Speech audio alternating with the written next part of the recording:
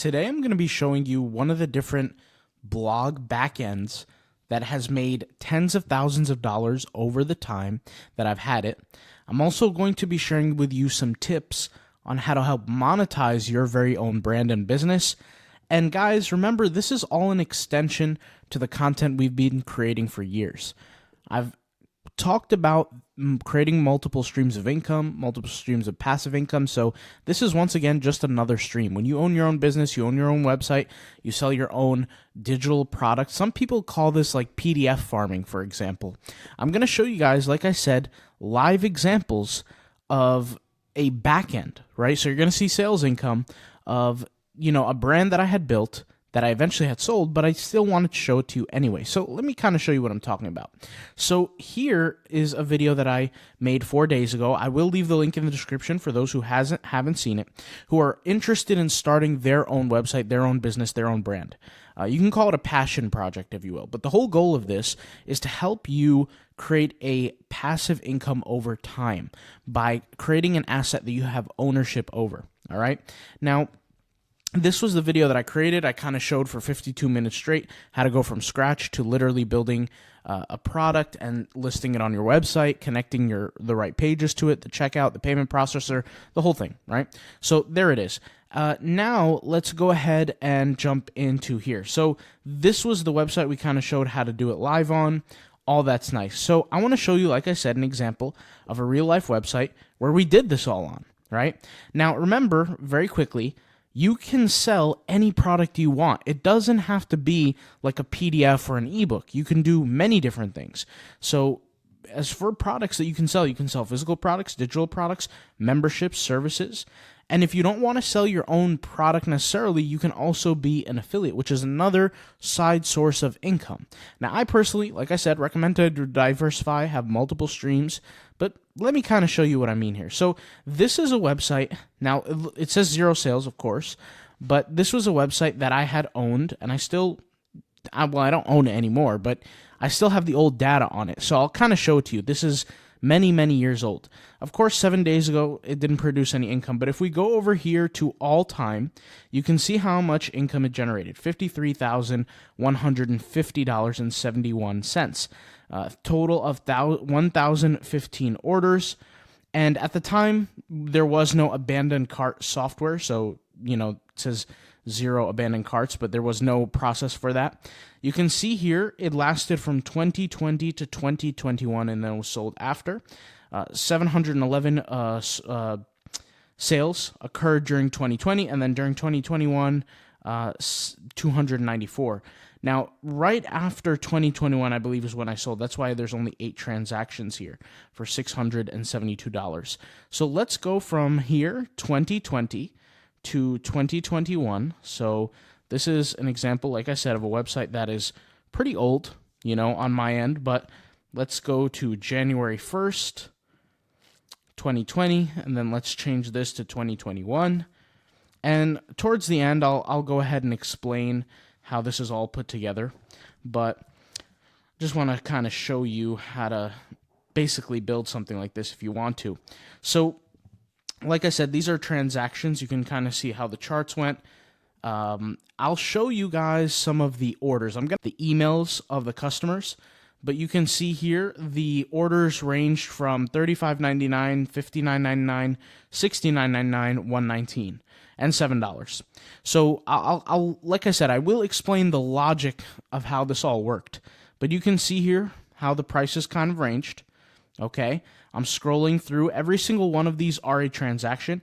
If it says like $0, that was probably just me testing something, like testing a transaction just to see if it worked or went through. But yeah, you can see all these different transactions.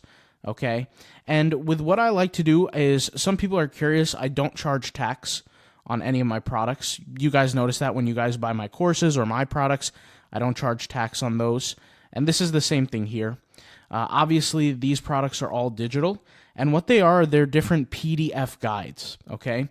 Now, as I'm scrolling through, you can see here on the left-hand side, there's the invoice number, okay? And then here is the date which they were paid, the total price. And you can see I'm scrolling through, and this is what you call a PDF farm effectively. I mean, people call PDF farms where they just create a bunch of PDFs. Mine was a little bit different, but I was doing this the OG way back in 2020, 2021, or whatever years it was. But you can see I could just scroll through for days. I mean, literally over 1,000 transactions. And this was completely passive income. So how is this passive income? Let me kind of share it and explain. I could go ahead and scroll down forever, right? Let me kind of share how I did this through a whiteboard here. So if you noticed, I had multiple tiers of pricing, right? So I had like a $7 product. I had a $10 product. I had maybe a $35 product, then a $39 product, right? I had a $69 product, $69.99. And let me actually make this thinner. Can I actually make this thinner? Let's see. I don't even know. Oh, yeah. Okay, there we go. Sorry about the fat writing letters here, so it's just not visible. I think maybe I had a $79 product. I'm not sure. 99, 109, and 119. Okay, so here's the thing. I didn't actually have all these individual products. I had 3 products total, okay? But 3 products had their own pricing range. So let's just say these products right here had their own pricing range, okay? These products, this is product 1, for example. This was product 2. This was product 3, okay? And effectively, this is what you can think of this as like the super low ticket, like a little bit medium where it's a little more costly, and then here's the high ticket.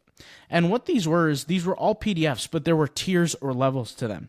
And to give you guys a example, remember that herbology example I was giving? This was pretty much the same. If you guys remember in some of my older videos, if I scroll down here into my older videos, I did mention before where there were moments where I've sold eBooks for literally over $100. This is what I'm talking about. So this doesn't really change. In order for somebody to truly pay that much for an ebook, it has to make sense from a value standpoint. So this is kind of like the golden rule here. When I have a website, okay, and the website has traffic coming into it, it could come from social media, it could partially come from blogs and SEO traffic, all that kind of stuff.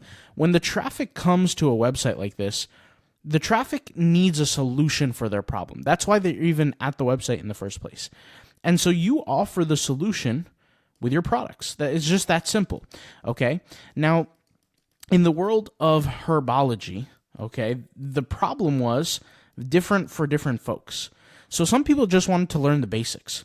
So if they want to learn the basics, they're not going to be paying a price like $99, $119, $109 for an ebook. They're just not. They might not even pay $35, $69, anything like that. They might just go with the basic $7 product, $10 product, maybe even the lowest tier, of the first group of pricings, right? And that's normal, but there are some people who are a little bit more advanced. They want to learn a little bit more, and there's something a little more specific that you can offer them. So maybe it might be a training guide. It might be there's different things that you can offer. I'm not going to list them all here because it's a little late. It's going to be hard for my memory to kick in, but I'm just simply giving you examples. So what would happen is all the people would visit my website for different ways or different strategies. Sometimes it might have been SEO, like through blogs. And sometimes it might have been through video content, okay? It also could have been Twitter content. Twitter has been, like I said, such a very powerful thing for me. But regardless, it just depends. Sometimes Instagram, depending on the brand. For this brand, it was not Instagram, so that's why I didn't mention it. But sometimes Instagram, depending on the niche, depending on the category, it works, right? And then people head over to the website, and they're looking for a problem they're looking for a solution to their problem, and the products are available. Now, how do the products actually get presented? Because they don't get presented like a e-commerce store. So you guys know how like websites kind of look like this, right? It's like this rectangular kind of shape, and then you have like a banner here, right? And then under the banner, you have like product here, product here, product here. And then you have like the little price, and then you have the buy now button, and then you have like the view more button or something like that, and it's the same for every single product. It was not like this at all. What I did was I created a series of landing pages, okay? And depending on how they acted on each page, they would be given a certain price point. So what would happen is people would visit the website. And how would they visit the website? They would usually visit a blog post. And the blog post was designed to educate, to inform, right? And from the blog post, what would happen is, if they were interested and they wanted to learn more, inside the blog post there would be a link to something, right? And that link would take them to the product page. And so the product page is a product that is for sale. So let's just use the $10 ebook, for example, $9.99, $10, $7, whatever it is, right? The pricing really doesn't matter at the end of the day. So let's say it's a $7 product. It would be the exact same way that I had designed like a landing page like this. Same concept. There's really nothing different. You just have your call to action buttons. You have the details, the features, the benefits. We can go into copywriting and talk about how that's supposed to be done and how you're supposed to write content on your website for it to make sense. But really, if you use these templates, so for example, if I go to like pages, click add new, click page, you can use some of these pages as like templates, and you could just literally just replace the images, replace the text, something that makes sense a little bit for your brand, that works too. But basically, the first page would be like a landing page, and we would have a sensor on the screen where if somebody wanted to like click off, right, or like they were going to move their arrow off the website, they would get a little pop-up, and it would say, hold up, like, do you want a discount? And it would go from like $10 to $7, right? If you notice, that's why I had a few $7 transactions and a few $10 transactions. And if that worked, then we would offer them an upsell, right? So the upsell would be like, hey, do you want to spend an extra $35 to get, XYZ product? And sometimes they would agree, sometimes they wouldn't. If they wouldn't agree, guess what? They would be given another pop-up that would say, hold up, let's give you a discount on that too. Right? And what we're doing with these discounts is we're giving them incentivization. So instead of $39.99, it might be $35, something like that. Or it might be a free product, whatever it is. It's just different for every brand. And then finally, right, it would be like a master product. It would be the highest level of products, and it would shoot them over to that. And maybe the product would start off like $119, and then if they weren't interested, it would go to like $109, right? Or it would go to like $99, just depends on the season, depends on the day, depends on what link they accessed it in.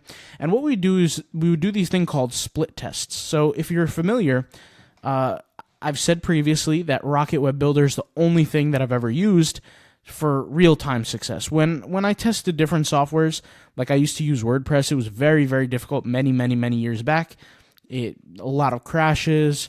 I've dealt with website hackers. I've dealt with a lot of stuff, unfortunately, but it all worked out at the end by using Rocket Web Builder. But the point is here, if you see here, there's like a feature called funnels. Now, you could use funnels, and it basically helps you track each and every individual step.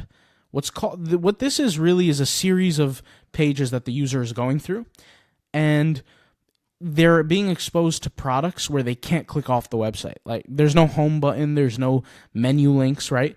And so they're being exposed to a funnel. If you guys learn how to create a funnel and learn how to send traffic to a funnel, you will be financially free. I'm telling you this now. You will be financially free. You won't necessarily need stock photography. You won't need, print on demand. You won't need anything. You just learn how to create a funnel, learn how to send traffic to that funnel. You guys have heard me say the name Onyx Singal many times. Onyx Singal was one of the guys that I learned from. He had a training center in Maryland. This was after I already became successful, I guess you can call it. I started to learn from him how to build the funnels. I already knew how to do SEO. I knew how to get traffic, but this guy was a master funnel creator. And so I learned from him way before Russell Brunson ever really existed on the big screen. Onyx Singal was the guy. And for those who want to know, Russell Brunson is the guy who created ClickFunnels. Rocket Web Builder is kind of like a ClickFunnels. It's just cheaper. You have a little bit more features. Easier to use, I guess you can say that. I mean, they're all pretty easy to use. Nothing is really difficult nowadays anyway. But really, it's cheaper, and you have a website feature with a blog, which ClickFunnels only introduced that later, but much cheaper. That's not the point, though. The point is, so you can go ahead and create a funnel, right? Let's just call this the funnel, right? And let's hit save here. And once you create a funnel, you have multiple steps to your funnel, right? So product one, checkout, thank you.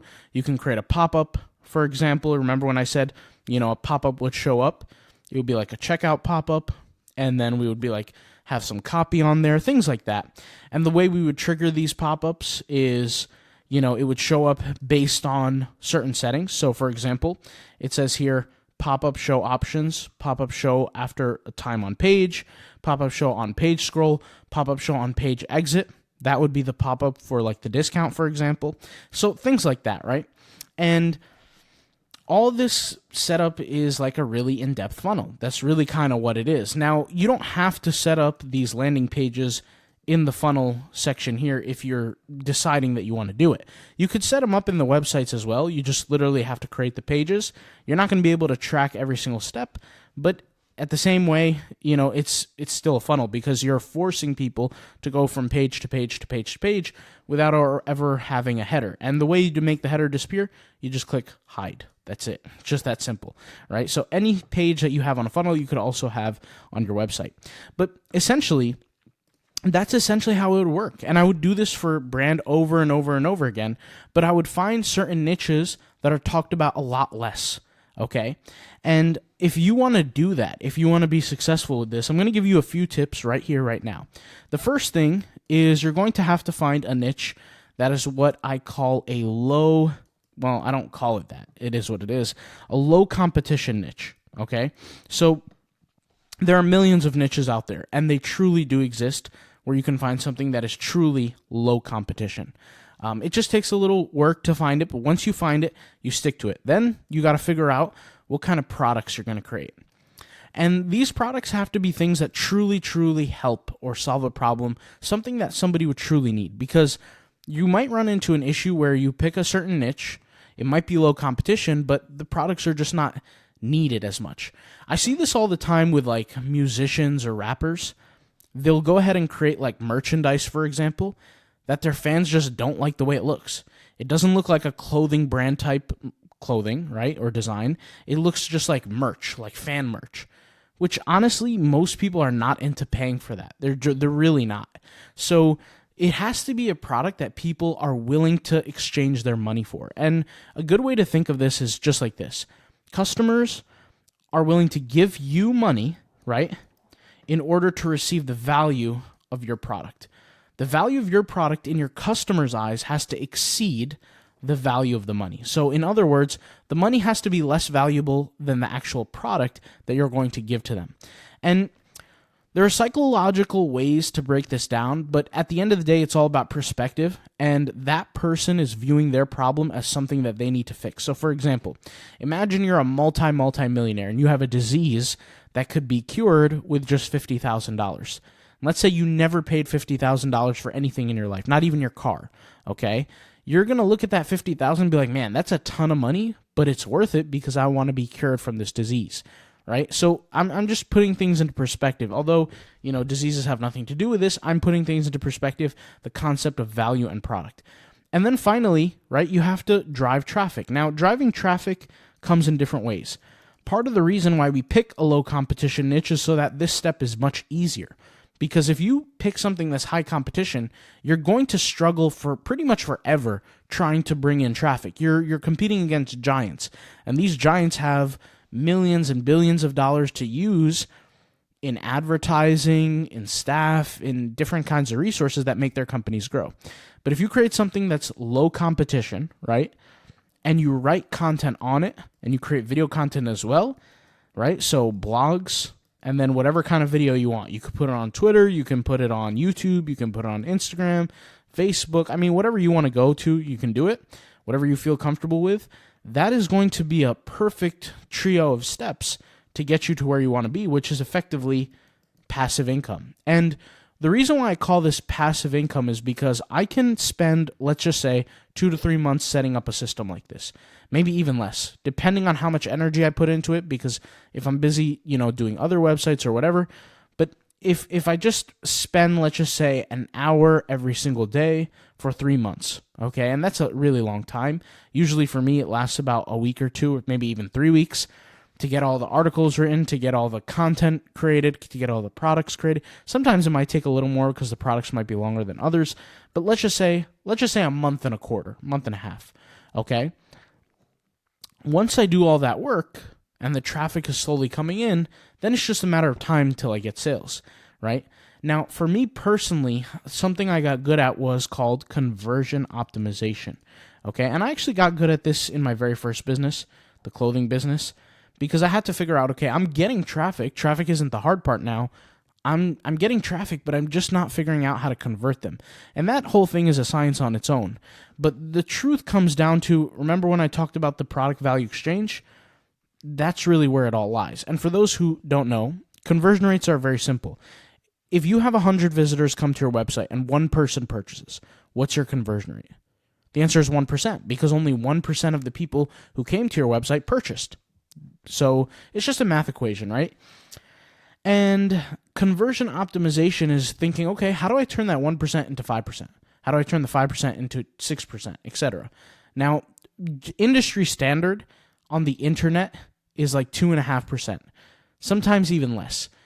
People who run like Shopify stores, sometimes it's like 0.4%, right? Not all the time, but sometimes, okay? 0.4%, 0.6%, whatever. Sometimes even 1%. The higher the conversion rate, the better, okay? That's just obvious. But that's essentially the whole system, the whole process. And I would do this website after website after website after website. And the nice thing is I would have businesses just like this one that you guys saw earlier, the one with the sales, that would generate me sales for a year, 2 years, 3 years, 4 years, depending on how low the competition was, right? And it would produce me income. Now, some people would say, well, if I go into a low competition niche, isn't it possible that I won't make any money because there's not enough people? The answer is not really, because you're the only person serving that niche, number one. But number two, you're providing a product, once again, that truly solves this problem, which is you got to figure out what people need and provide it as a solution. You know, people are willing to pay money for things that they find valuable. So this is, once again, something that I did pretty much all the time. I mean, there was never a moment where I didn't over like the past 8 years. And this was how I did it. Now, everybody has different strategies and different ways to do things, but this is like a perfect formula. Anybody could do this. And you don't have to make it as complicated as like 3 different product layers. You can create just 1 product layer if you want, or 2 product layers. That's it. You know, it comes down to what you want to do and how comfortable you are with this system. But really, don't stress yourself. This whole system is really, really easy, right? And remember what I said in my last video, which was, I believe, this one, right? This one up here. In order for you to create a product, it should be, or a niche in general, it should be something you either are an expert on, or something you're passionate about, or something that you're knowledgeable about, or something that you're learning about. So you're sharing the journey, you know, the journey of what you're doing. So for example, let's say the niche of 3D printing, right? And I'm bringing this up because I'm looking into this niche. But 3D printing. Let's say you're not an experienced 3D printer. You don't know too much. Okay, you can share your journey, and then whatever you like, what you've created, and you think you're good at it, then you make that a product and you sell it. And there's no shame in selling things. A lot of people have this internal issue with selling products as if it's a bad thing. The truth is that you go to the grocery store, you pay for your food. You're paying for something, right? You have no shame paying for something, so you shouldn't have any shame in selling something either. I think it's a lot of times these limiting beliefs, the way we were raised, maybe cultural things that hold us back from making decisions that could truly change our life in a positive way. So, hey, I'm just sharing this information. I'll create more updates to other content, but hopefully you guys enjoy this. If you have questions on this, leave them in the comments down below. I'm happy to answer any questions, and I'll see you soon. All right? Thanks for watching. I'll talk to you later. Peace out. Bye.